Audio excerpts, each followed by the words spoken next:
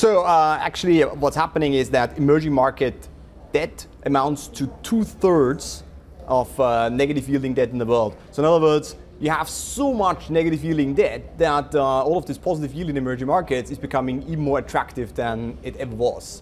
And that's sort of our key pushback against people who say, oh, EM is expensive.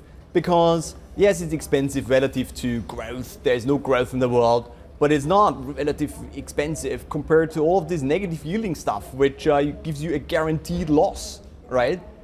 So what really investors are struggling with these days is that you have this massive surge for yield.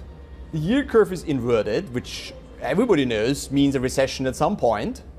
But guess what? The last time the yield curve went inverted like it's today, it took 2 years before the recession came. And in the meantime, you were still able to clip quite a bit of coupon. So basically, we're going for search for yield, but also put on some protection because you don't quite know when these skeletons come out of the closet.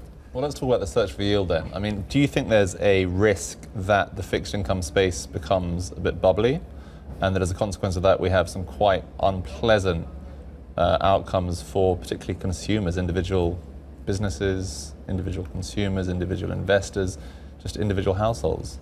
Absolutely. You could, the fixed income space is already bubbly by any historical measure.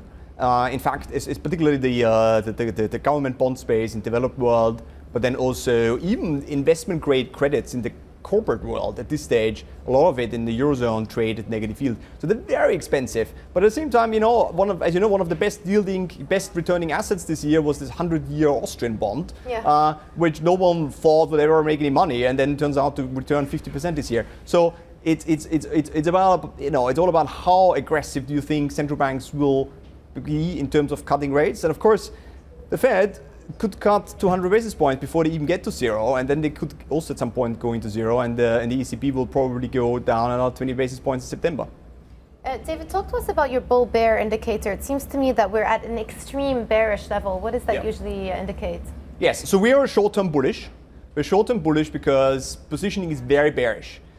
People say, oh, the stock market is high, but what is really high are defensive stocks, utilities, consumer staples, anything that has a high dividend yield is very high. Credit is also high, but only the IG stuff, not the high yield. And in fact, people are very, very long treasuries. So basically, our indicators tell us that positioning is actually very bearish, and that is one factor that makes us constructive for September.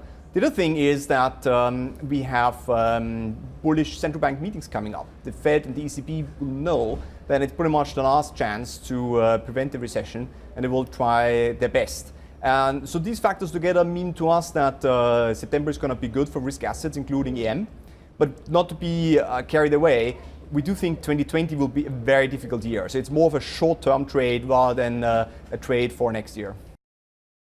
Hi, I'm Joanna Bersecci, and thank you for watching. You can check out more of our videos by clicking on the boxes on the screen. And don't forget to subscribe to our channel for more from CNBC International. Thank you for watching.